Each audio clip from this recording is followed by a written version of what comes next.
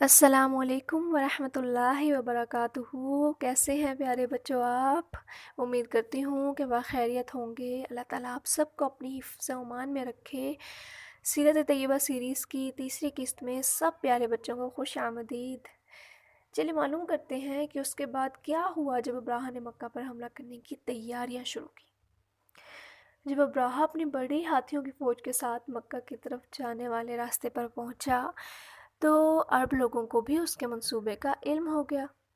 انہوں نے ابراہہ کے حملے کو روکنے کے لیے اپنی فوج تیار کی، لیکن ابراہہ کی فوج اتنی طاقتور تھی کہ انہوں نے راستے میں آنے والے بہت سے عرب قبائل کی افواج کو شکست دے دی اور ان قبائل کے ایک سربراہ کو قیدی بنا لیا تاکہ وہ اسے گائیڈ کے طور پر استعمال کر سکیں۔ مکہ پہنچنے سے پہلے ابراہہ ایک مقام طائف پر پہنچا تو طائف کے لوگ جو کہ عرب ہی تھے انہوں نے چالاکی سے کام لیا۔ انہوں نے ابراہہ کی فوج سے لڑنے کی بجائے اس کی مدد کرنے کا فیصلہ کیا تاکہ وہ ان کے مندروں کو تباہ نہ کر دیں۔ بچوں، کیا آپ نے پہلے کبھی مندر لفظ سنا ہے؟ کیا آپ جانتے ہیں کہ کیا ہوتا ہے؟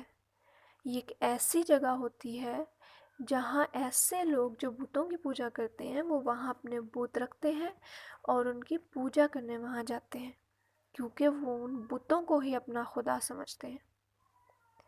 آخر کار ابراہہ اپنی بڑی فوج کے ساتھ مکہ کے بالکل قریب ایک جگہ مغاماس پہنچ گیا۔ جب وہ وہاں پہنچے تو انہوں نے وہاں کچھ اونٹوں کو چرتے دیکھا۔ ابراہہ کی فوج نے چرواہے پر قابو پا کر تمام اونٹوں کو اپنے قبضے میں لے لیا، اور پتہ ہے کیا؟ ان میں سے 200 اونٹ جو ابراہہ نے قبضے میں لیے وہ حضرت عبد المطلب کے تھے۔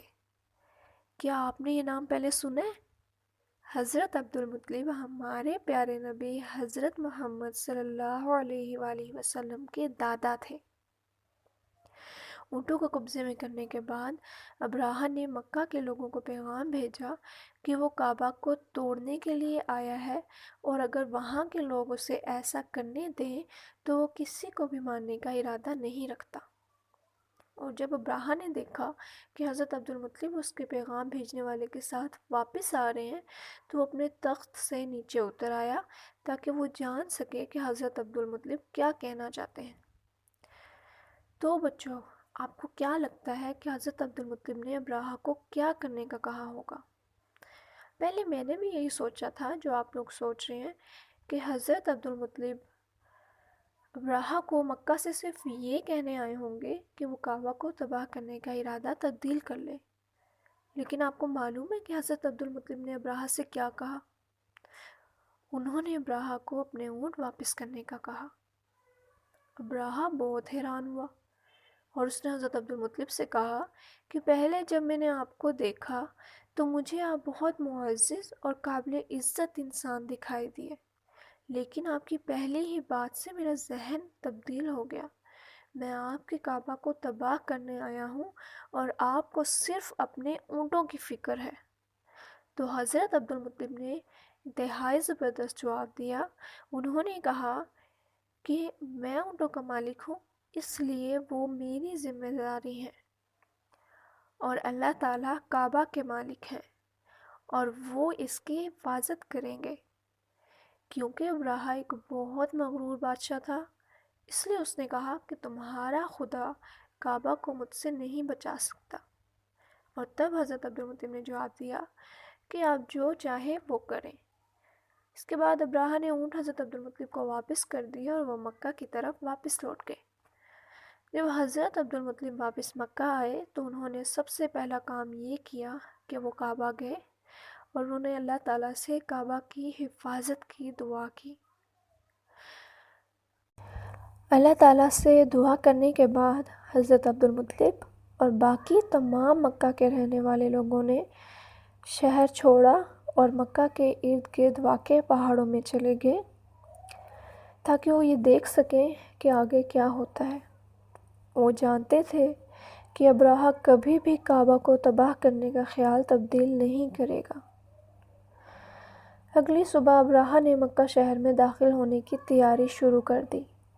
اس نے ایک ہاتھی جس کا نام محمود تھا اسے اپنے فوج کے سامنے کھڑا کیا اور حملہ کرنے کا ارادہ کیا۔ اس وقت ایک شخص نوفیل بن حبیب، جسے ابراہہ کی فوج نے اب قبائل سے جنگ کے وقت قیدی بنا لیا تھا، اس نے چپکے سے ایک کام کیا۔ کیا آپ کو معلوم ہے کہ انہوں نے کیا کیا ہوگا؟ انہوں نے چپکے سے ہاتھی کے کان میں سرگوشی کی۔ انہوں نے کہا کہ بیٹھ جاؤ اور جہاں سے آئے ہو وہیں کی طرف بخیریت لوٹ جاؤ، کیونکہ تم ایک بہت مقدس سرزمین میں ہو۔ اور ہاتھی نے پتہ ہے کیا کیا؟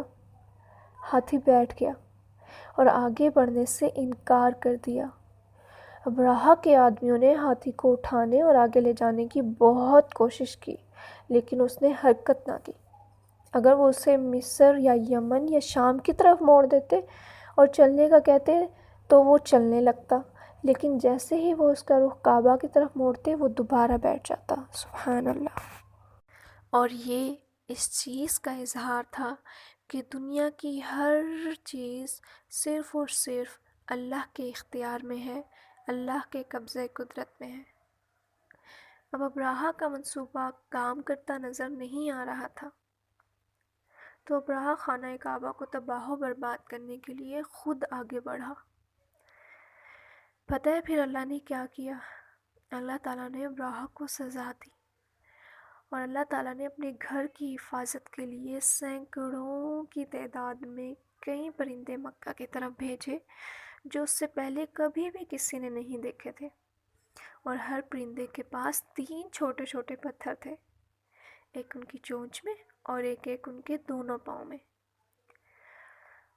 وہ اڑتے ہوئے ابراہہ کی فوج تک پہنچے اور پتھر ان پر پھینکنا شروع کر دیے۔